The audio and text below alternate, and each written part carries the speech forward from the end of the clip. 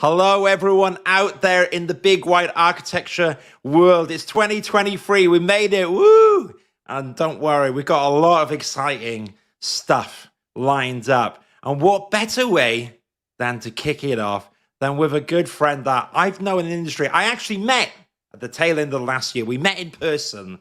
I was like, all right, I'm a bit interested. It seems really cool. And then I saw this kick-ass website and I was like, you've got to come on the podcast. So I'm joined by the fantastic Mohammed Khizr from Khizr Studios. Oh, I said it wrong. Did I say it wrong? Khizr? Khizr Studio. Khizr Studios. Do you know what, guys? I was like, I am going to get this right, and I got it wrong. Khizr Studios, Mohammed Khizr. How are you, my friend? You all right? I'm good, Stephen. Thank you very much for the introduction. It's very sweet of you. Don't worry. Do you know what? That sets the tone. I've started this year, 2023, with a mistake. Mohammed Khizr, so good to have you here. How are you? I'm good, thank you, Stephen. Yeah, it's lovely to be on. Yeah, it was lovely to meet you and learn about Architecture Social and the stuff you've been doing. So it really is an honor to be on and speak, and have a platform to speak. So thank you. The honor's all mine. You might not come back if I keep getting your name wrong, Mr. Khizr. So moving on from that, there is a purpose here because actually for a few years, I did one podcast last year in particular about architectural websites. And one of the topics that came up in particular was film. And more so than that, how maybe architecture, film and video is part of the process. Now, for anyone that's not met you before, Mo, do you want to tell us a little bit about yourself and your background first and foremost? Yeah, of course. So I'm a Part 2 architect, and I studied at the University of Sheffield. I did my Part 1 and Part 2 there, and I did my Part 1 in 2019 in London, years out, and I was fortunate enough so I went to work for Squire and Partners in 2019, and I was fortunate enough to set up their film studio, and back then I was doing film as sort of a hobby thing. I mean, me and a good friend of mine was sort of doing music videos and things around Hampstead Heath in London. And but we were given this opportunity. We had a competition bid and they needed a film done. And they were sort of interviewing production companies and who were quoting, upwards of £10,000. And so the practice was sort of looking at cutting costs. And I sort of suggested that we do it in-house and that I sort of do it for them. And so me and a friend of mine, put together this sort of film unit for Squire and Partners. And we started off by making that film for a tender submission. And then ended up doing four or five more films before we had to go back and do our Part 2s at university. So that was like the start of film and architecture coming together. Nice. And even before that, sort of as a first, second year at uni, I remember Jane Duncan came in, she was the president of REBA back then, of the Royal Institute. And she came in to give a talk and she said something which sort of stuck with me and it still sticks with me is she said, and I can't remember exactly how she said it, but she said sort of, it doesn't matter if you're bad at drawing, and this was like, wow, it's the first time I've heard that. And because as an architect student, you're all about your drawings. She was like, it doesn't matter if you're bad at drawing, just be good at presenting your ideas, be good at communicating. And so that idea of the communication side of architecture, of speaking or presenting or storytelling, that I suppose was the sort of genesis of that idea. And so I was lucky enough to expand on that at Squires. And then when I went back to do my Part 2, I explored how film can be used as a representation tool within architecture and within landscape architecture. And then last year I founded the studio, and we sort of look at Khizr Studio, sort of look at how storytelling can be used in architecture. And so that's kind of in a nutshell where it all kind of how it happened. I love it. Well, I'm going to give you another round of applause, actually. So well done for starting your own business. And Jane, those were good wide words. I tell you what, though, Jane, maybe if you saw my sketch drawings, maybe that would have tested your saying, because you're like, do you know what, Steve? They are really pretty bad, but generally you don't need it. What I would say, Mohammed, now is because this episode is going to be really easy, so I'm going to bring up your your beautiful website in a second, because it's got loads of films on it. So for the audio listeners out here, I will put a link to the YouTube and you can check that out later. But I will try and annotate the best I can. I will try and not butcher the films like I butchered Mohammed's surname at the start. Hey, I'm getting back in the swing of it as well. So what I'm going to do is quickly bring up the website. I'm going to bring up the link because I think it really kind of gives a taste of what you're up to as well. So now, if you, oh, look, so we're all back in our offices 2023 and we can, get a sense of what it is in the good life out there. So the link is down below. It will be in the bio as well. But Mo, so I'm going to refresh the website, and you've got one or two links in a second that you want me to go through, but I'm just going to click into it. And while we're here, what I would love to know is, so when did you get the bug for getting into filmmaking and architecture? When did you think, do you know what? I'm really going to explore this, and I'm going to dive deep into architectural filmmaking. Yeah, it's a good question. I think it was definitely when the sort of 9 months I did at Squires, and setting up their film studio and working on films for them. It was the first time I'd really technically looked at film, and I realized that architects are it's a very traditional industry, and this is quite a new thing. Film in the sense of it's only recently, the sort of last 5 years, quite honestly, where equipment has come down to the level where it's not as ridiculously expensive. You have to spend £10,000 on a camera, for instance. It's a lot more affordable to, it's less of a barrier to entry. And so that was quite appealing to me. It felt like this is the start of something. And I always say that I think within sort of 5 years, maybe probably within 2 or 3 years, it will be quite unlikely to see a project without some form of movement, some form of animation, or some form of film to tell its story. It's just such a brilliant way to tell the emotive and spatial narratives of spaces, which as architects we work so hard in designing, and many times the end user, the little details that we agonize over, it's not that story isn't told. So I think this is going to become more of a thing in the industry, hopefully, and I think it would be brilliant. And I think it has the ability to engage audiences outside of architecture, and that for me is really, really the interesting bit, is conveying kind of technical architectural principles, urban design principles to audiences that might not necessarily understand the kind of detail or nuance behind that journey you take to designing those things. So and I think I'm just a small part of that, but I think that hopefully is the way the industry is going. I think it's so exciting, to be having that in our future. Yeah, well said. And when I look at this, for example, I mean, this is actually a really good video. I know I just frantically clicked through your website, and you're a perfectionist. I can feel, the care that's gone into it. And sorry, you've got a crazy Welshman clicking everything. But, this video, for example, I think summarizes it quite well. And I see the two things. So where I mentioned websites at the start, I think film can be a really good way to convey projects, which you do beautifully.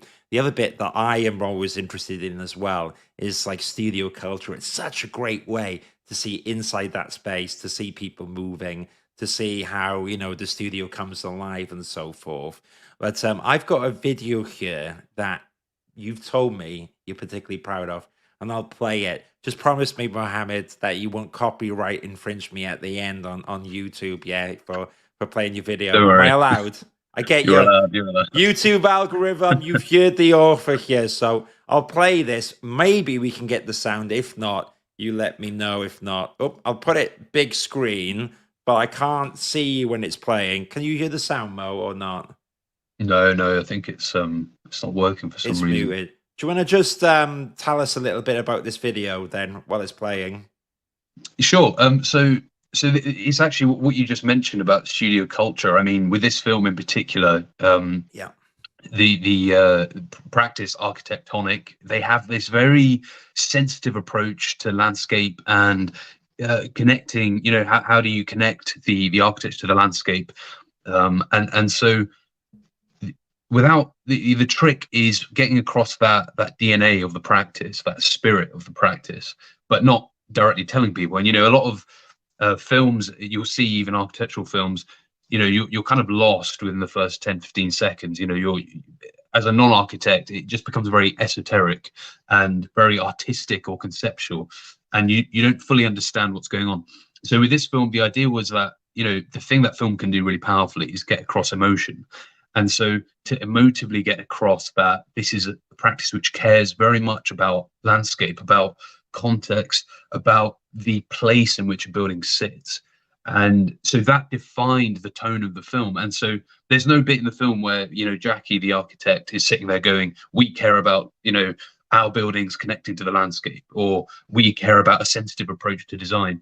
There's nowhere where she explicitly says that, but in watching the film, you're left with that feeling. And so, there's such a huge potential and for that. And I think, like animations like this, just explain very simply architectural principles to people who may not otherwise understand how that process works. I think it's a really powerful way to engage people. Yeah, well said. Do you know what? I've got to be careful because I had it full screened. Yeah, it's like I'm not even on the podcast. I'm like a host without at the wheel. I was just enjoying watching the video. So this is on YouTube, and people can have a look at your channel, which is Khizr Studio, which is great. So I can see that you've got that channel going as well. What use cases do you tend to see there, Mohammed, at the moment? So this kind of is a beautiful way into discovering the architecture practice, on particular projects as well. I mean, do you see examples of films also being used as part of the design process, or does it tend to be at the moment a combination of that and marketing? Or I'd love to know your thoughts on case uses. Absolutely. I think you've summarized it quite well. I think there's to simplify it, there's two ways you can use a film within architecture. So one is the completed projects or the practice profiles, the more kind of post-project films, Yeah. But then there's, and that's a lot of what I did at Squires, and that becomes, very much for marketing purposes. However, sort of quite recently in the last 2 months, I've been really kind of researching really this idea of film throughout the design process. So for instance, pre-visualizations, of projects, and clients, sometimes architects, will go to kind of planning authorities, or tender, submit tender applications, and clients absolutely love when they get, even if it's like a 10-15 second animation or a bit of film that explains the project, that they immediately get it. And I had the privilege of talking to Jane recently, Jane Duncan, and she mentioned that the amount of time practices spend in drawing options and trying to get ideas across, communicate those ideas, those complex ideas, and then you go back to the office and you're waiting for a few weeks to get a response from your client, and they can take time to think. That can delay things. When you express all of that in a film, immediately they get it, or an animation, they get it, and the decision making happens so much quicker, and there's less time wasted, less time on drawing 10 options on a certain project. So it has a way of streamlining things. If you can communicate easier, communicate ideas quicker, then it streamlines everything. So I think there's a huge benefit of that within practice of applying film throughout the design process. Very cool. I maybe not architectural related, but years ago I used to be a massive, well, still am, Lord of the Rings buff, right? And when the films came out, I had the extended edition DVDs and stuff. And you touched upon previs, and that's what Peter Jackson used during the film, because before you even get the big, I don't know, stages, where they would film Frodo running down and the big dragon behind them, and all that stuff, right? Previs was a way of kind of working out the angles, the flows, the cuts, how it's going to work on a fast way so that they can make informed decisions. And so it's very interesting to me that you say that film can be used as that tool throughout the RABA stages.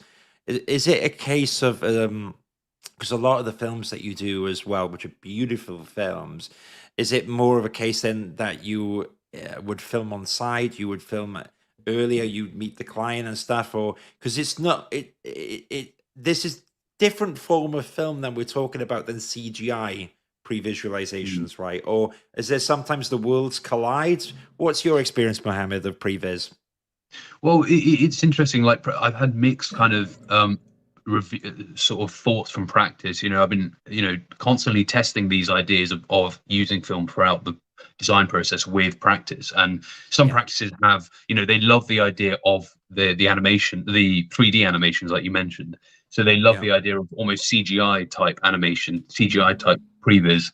And so with I've been developing that sort of wing of the studio as well.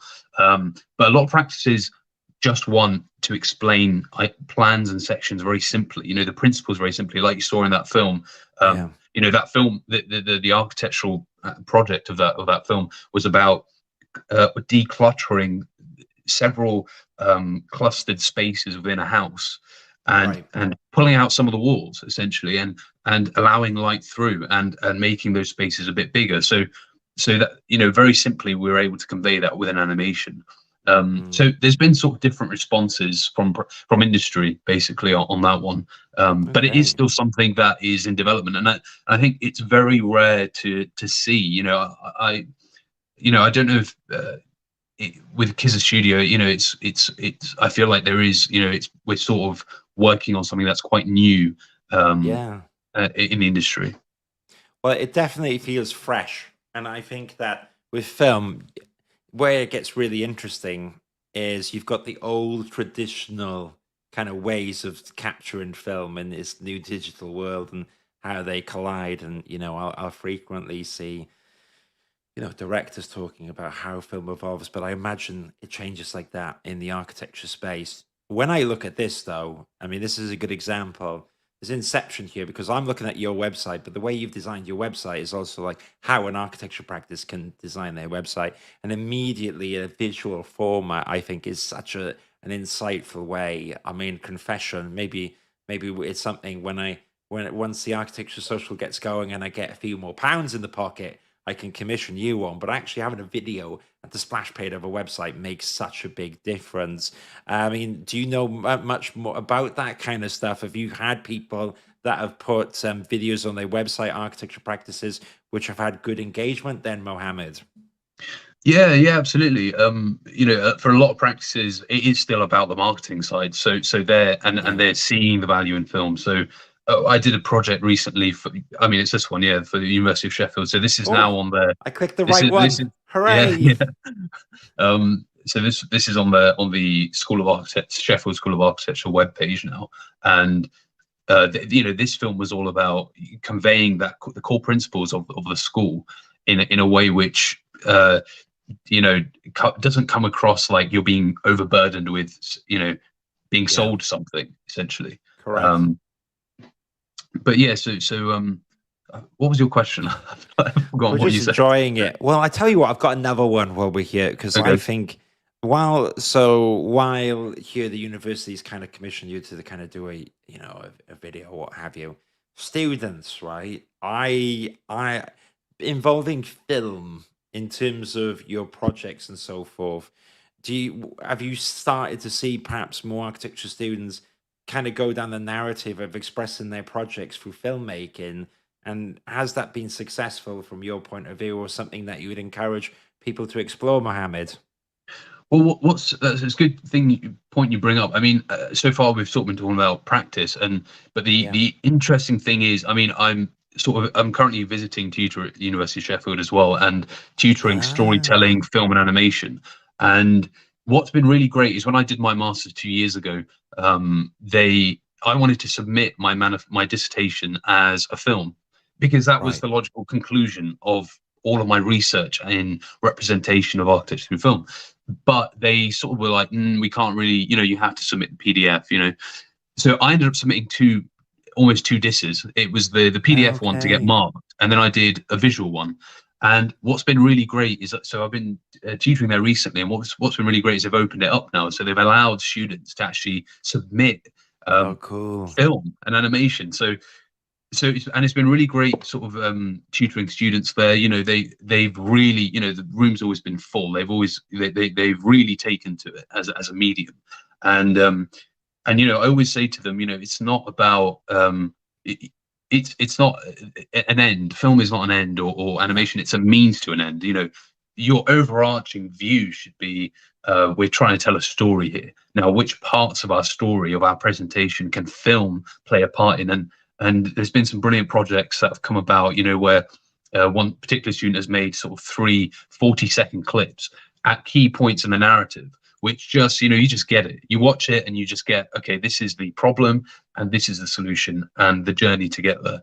And for instance, with site analysis, we for students and in practice, I always say, as a storyteller, you're almost like a painter, and your wall or your presentation is the final masterpiece, and your drawings that go into it are the colors and the presentation you give, the speech or the audio, whatever it might be. Those are the colors you're putting together, and so I suppose with film it's the same thing.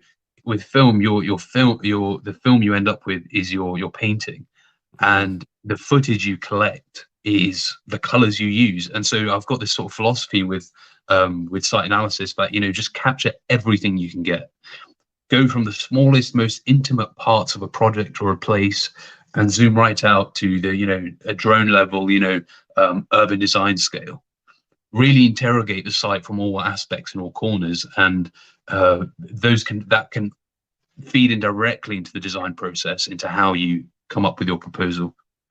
Yeah, very cool and very useful tips. If anyone in the audience has anything to ask Mohammed, which could be a bit technical, because I'll be honest, I'm not the most techie person anymore, then feel free to put it in the comments.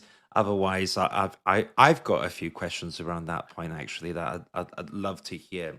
So you will laugh, because even with my podcast, if you go back on my YouTube like 3 years ago, right, you'll see me with kind of a crappy Logitech webcam and so forth. And I kind of learned the hard way myself, because even in webcams, film is powerful. And we talked about earlier about lighting. So I've got like a light here on the side, which kind of shines there, but it can make such a difference to a conversation.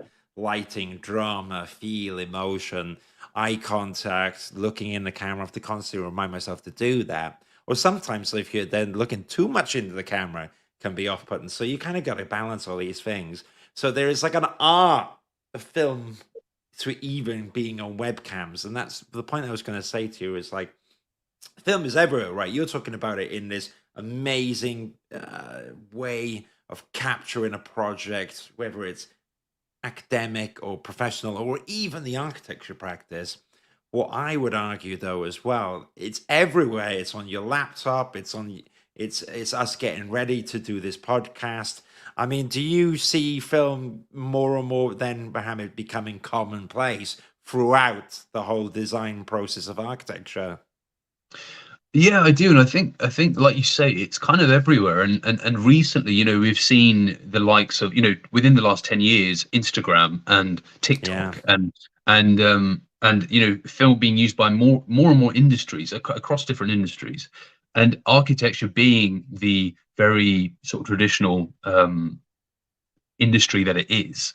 Yeah. We've in schools, for instance, we're still doing, as I call them, analog drawings. You're still doing your drawings, even if it's on sort of computer software, it's still a drawing. Now, what Yeah. if we were to learn about digital drawing? If we were to learn about animation and film, and apply those digital storytelling modes of storytelling within projects, and suddenly Yeah. you get so much more dynamism within projects.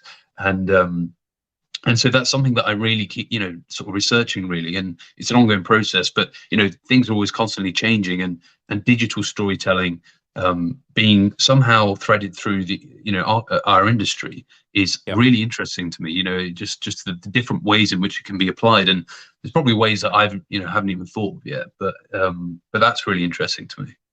You know what? When I was stumbling here, I think I found the perfect one, because it's reels. It's a 9-second reel.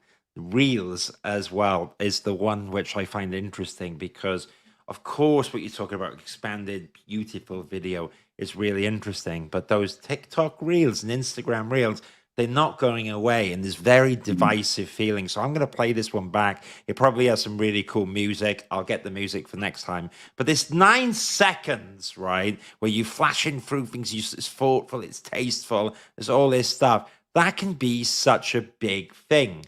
That's so important. And I've got to force myself this year to do reels, because what I'm noticing is that it's another form of communication, even in my business. You know, there's these hour conversations, sometimes they go from 30 to 50 minutes, an hour.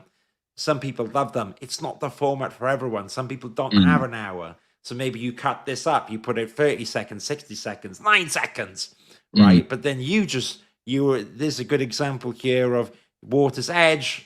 You're there, you know, it's pictures, it's 9 seconds, and communicating something in that time, I think is really important. The last point before I open it up to you is, I think that actually, while Instagram used to be more about the images, and I'm hearing some architects get frustrated that it's all going to video, I don't see it stopping. I see YouTube's algorithm. So YouTube Shorts just started monetizing Reels.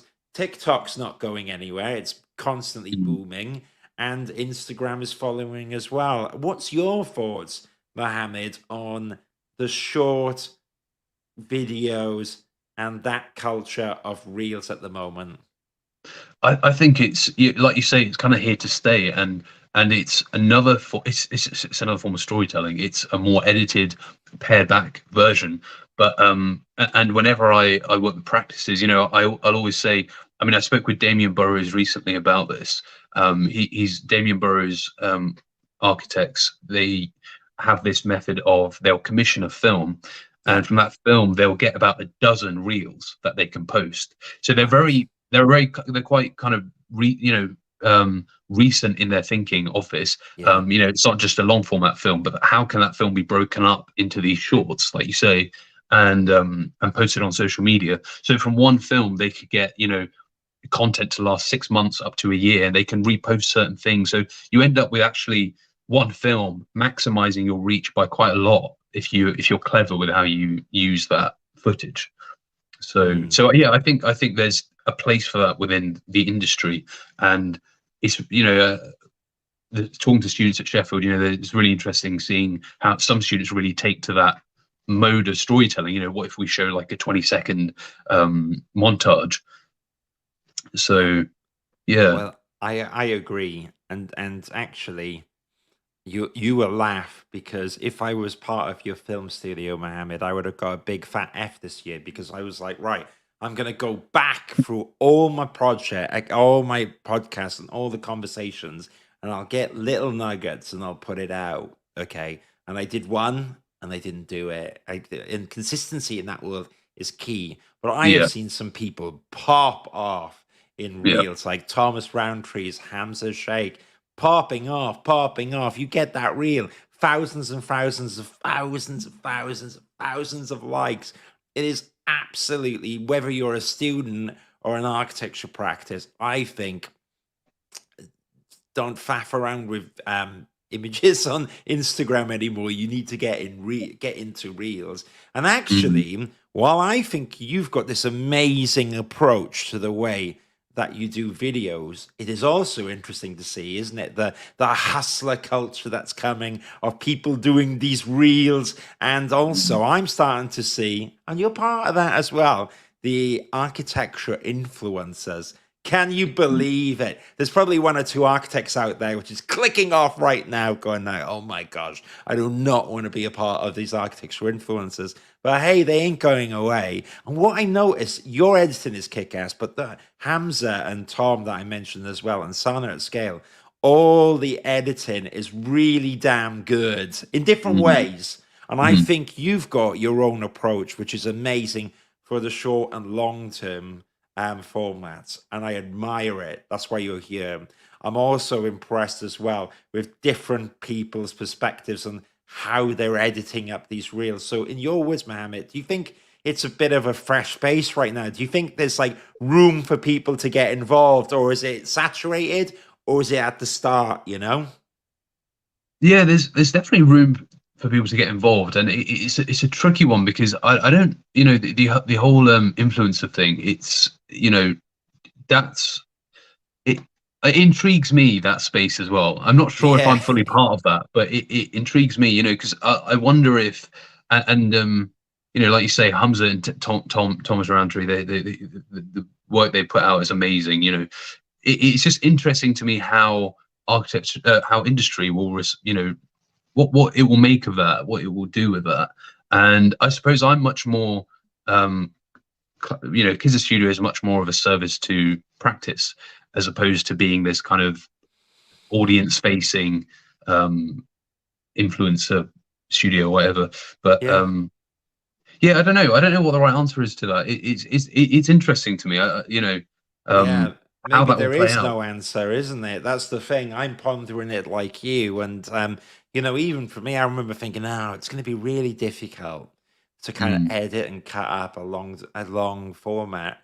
That's so wrong. I mean, look at Joe Rogan, right? And then there's a really cool American podcast by two architects called Second Studio. I think that's their name, and they're cutting them up and they're getting the views pop. So even me, it challenges myself. And I think the thing is with film though, right? It's a really exciting space, but perhaps, Mohammed, some people get put off at the start because they can't it's complicated. They go, "Oh, it's a lot of stuff.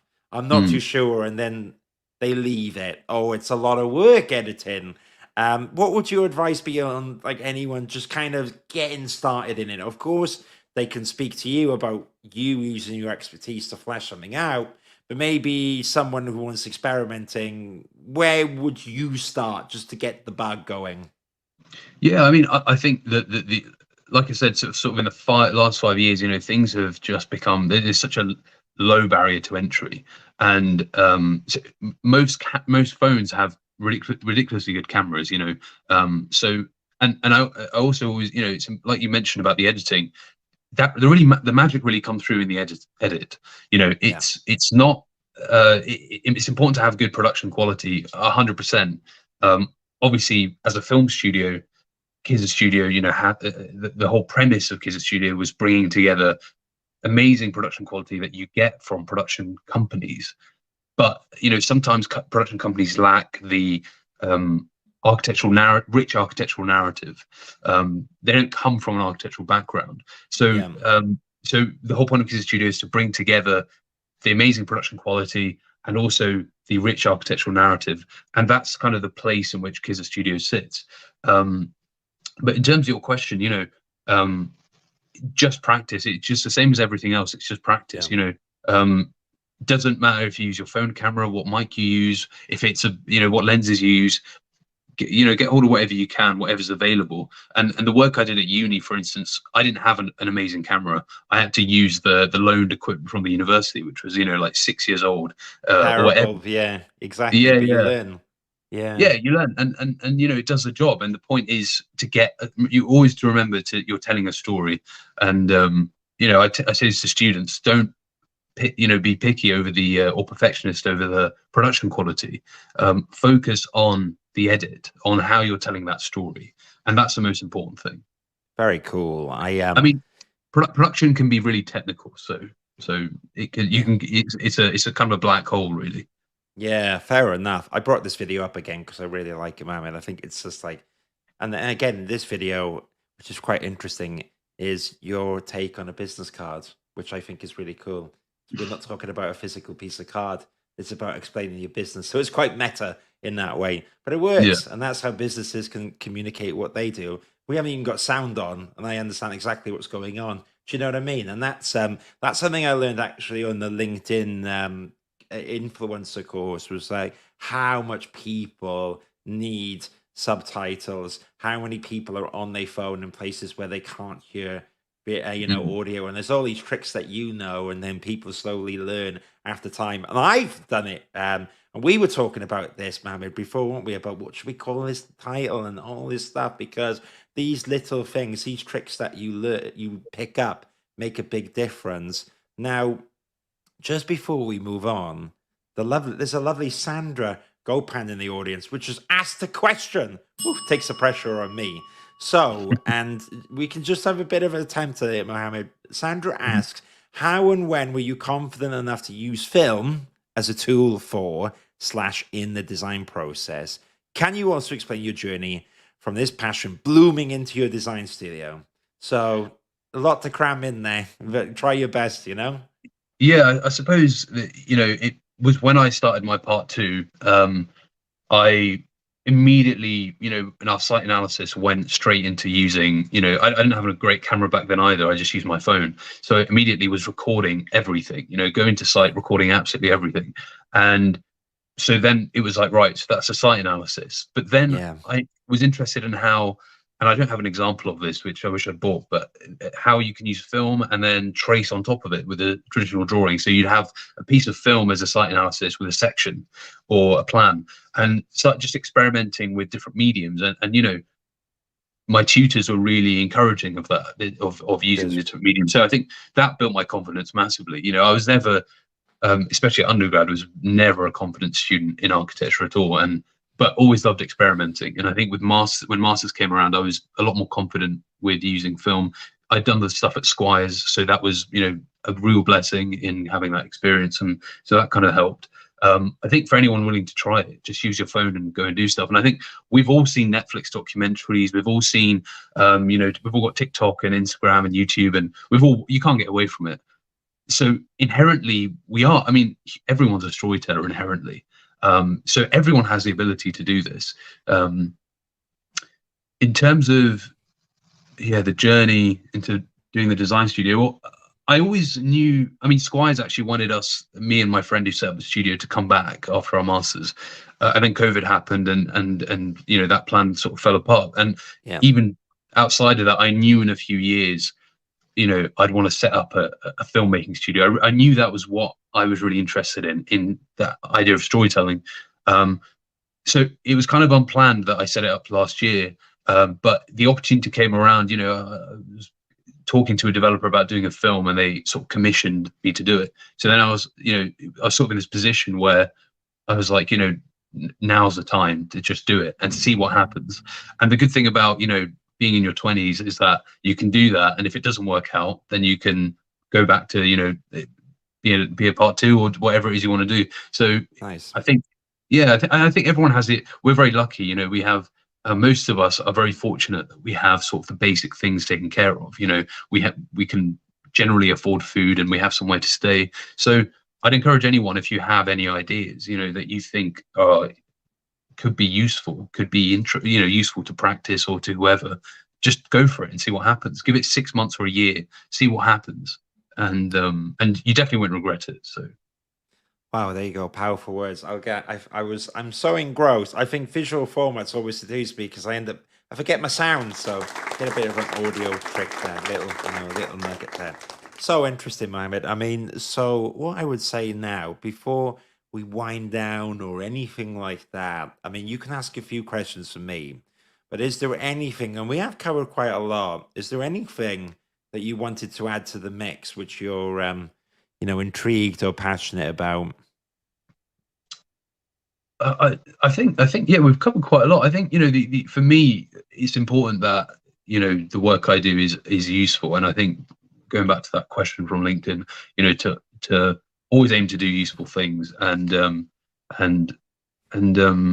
think with Khizr Studio, that seeing that opportunity of production companies having beautiful production quality, but not having the architectural narrative there, and architecture practices usually either wanting to do film or tell their stories, but not having the means to do it, or seeing film as kind of this art, this dark art or something, that so, and it can be quite technical. So I think with Khizr Studio, it's about bringing those two things together, and that's where I see the specialness of it.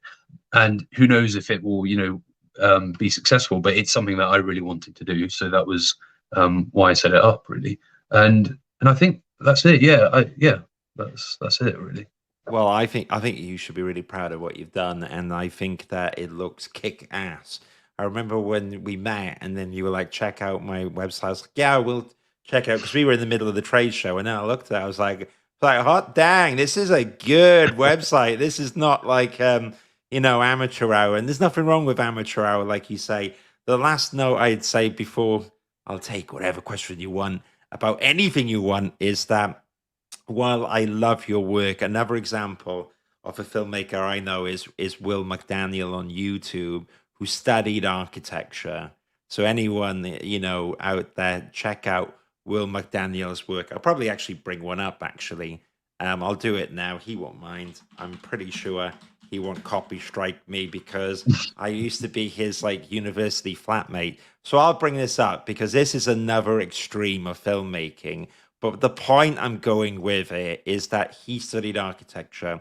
He had filmmaking as part of the architecture process.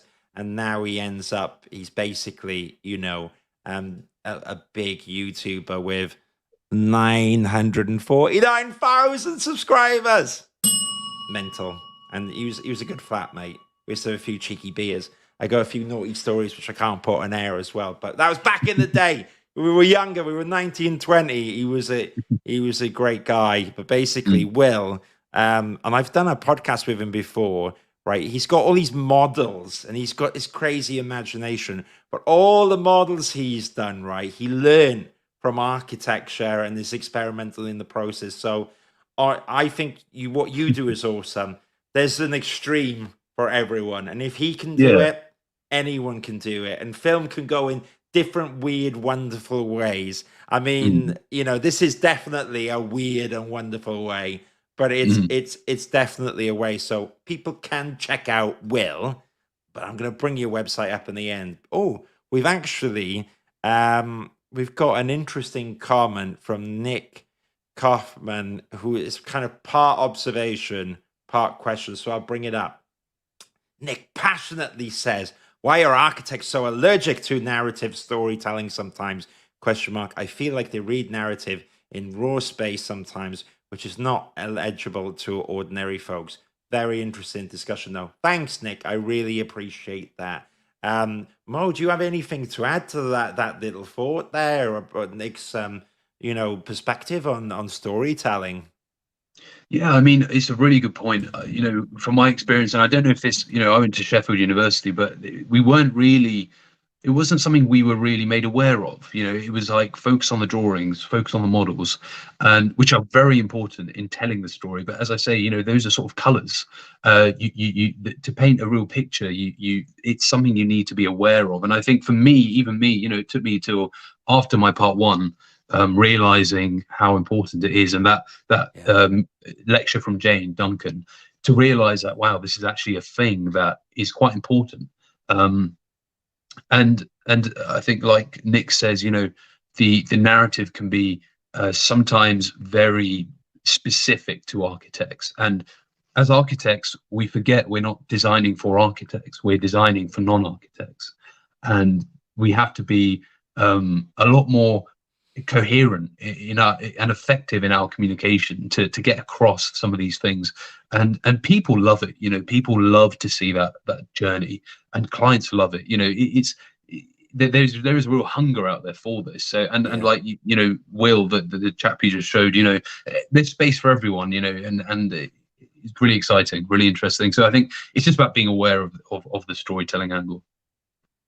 Yeah, I think you're What right. do I you mean, think? I think, yeah, well, you got your beautiful videos on one end, and you've got the beautifully weird videos of Will on the other end, and there's space in between for everyone. Do you know what I mean? So I think you're right, Mohammed. I always like to throw it back to the guests to ask me some curveball questions because we had a few lists of things, but it's an organic chat. It's pretty unscripted, so it's only fair that you get to throw them at me without preparation. Is there anything you'd like to ask me before we wind down? Yeah, what I was wondering, Stephen, like, what's your sort of thought on this whole kind of attention economy? The TikToks, the Instagrams, and earlier we were even talking about AI before we came live. What's Oh, your what are your thoughts with all that, and where do you see that going? Do you see AI as what's the end point, or is there one? yeah, really, really good question. I mean, spoiler alert, and I'll say my question, what I said to my Mohammed before this, that I've experimented with Chat GDP. Gosh, I can't say it. Hamza's going to get angry with me. But basically, the AI algorithm everyone's done, and I haven't used it much. I just tested it with video description. So the description for this video is generated by AI. I put in the main points. I put in, what Mohammed's passionate about, and I said we are going to be talking about these points, and it generated it for me, and it was a great use of my time. The reality is, though, it still is me scheduling it. It is still me and you talking about what we're doing. It is still us live, but it was a really useful resource. And I've seen, for instance, much less quality than what you're doing, but AI starting to do these like video montages. I was going to say use a swear word, but they're pretty freaking rubbish, right? But you get like keywords, and it's like a lady crying or a construction site, and it's getting there. I think film's never going to be fully replaced, but we've seen that AI images now, and how that you can generate buildings. You can type in Heatherwick style London in the sun, people walking on the streets, and you will get that. So I see it as a tool. I don't see it replacing everything, but even me and you, we run small businesses with startups. I think that some of these tools can be really quite useful, especially because they're it can be quite dynamic, can be interesting. And I'm going to do 1 or 2 episodes this year, definitely focusing on AI. And I'm interested in it from the business side, but also the practice and architecture side. And I think that there's a lot of stuff there which could be interesting. The other question that you asked me, so removing AI from the side, I mean, who knows? Maybe we'll start seeing AI reels. I could see that popping off, because how do you get something the computer can generate in 10 that is 10 seconds long that people click? I can see that potentially being something. But you're right, reels are not going away. And I'm just starting to grow the business. And even me, I have to do reels. I have to do reels, right? My Instagram, if anyone wants to have a good old laugh, if anyone wants to look at an absolute cluster, I was going to swear, a cluster, of an Instagram, check my one out, the Architecture Social, because it needs a revamp. It's not quite there. And I think the way it will go, and let's see in a year's time if I do it, is all reels based, because that's where everyone pops off. I've seen accounts go from 5,000 likes, struggling. Mine floats around 4,000, 5,000, up to 80,000. If you want to grow in today's market, you have to do videos. You have to do reels, okay? Yeah. And then if you want to go to the next step, you have to involve videos. So I have on the Architecture Social a directory, and even job boards. In the job board in the Architecture Social, in the job listings, you can add a video. And already I'll get the data. It feels anecdotally that if for instance there's beautiful images in a job post with videos, you're more likely to get an application. I'll try to get it'll be very interesting to know the science behind that, Mohammed, because I think if that's true, and I suspect it is, then there's a very good business case for film as well. But I think the reason for that is because the medium is very emotive, and I think that the projects aside, if people can have a glimpse into what it's like to work in an environment, then they're more likely to be able to visualize it. And if they're more likely to be able to visualize what they are like, what it would be like working in there, then they're probably going to have more applications. And hey, that could save the business a lot of money. So in short, video is very important, and I will be doing some reels. But like you said, maybe the first 10, 20, 50, they're not the best. But you know what? It's in the reel void. We just keep on going and keep on perfecting that craft. And in the end, they will look as beautiful as Hamza's and Tom's and yours. And, then we'll get them.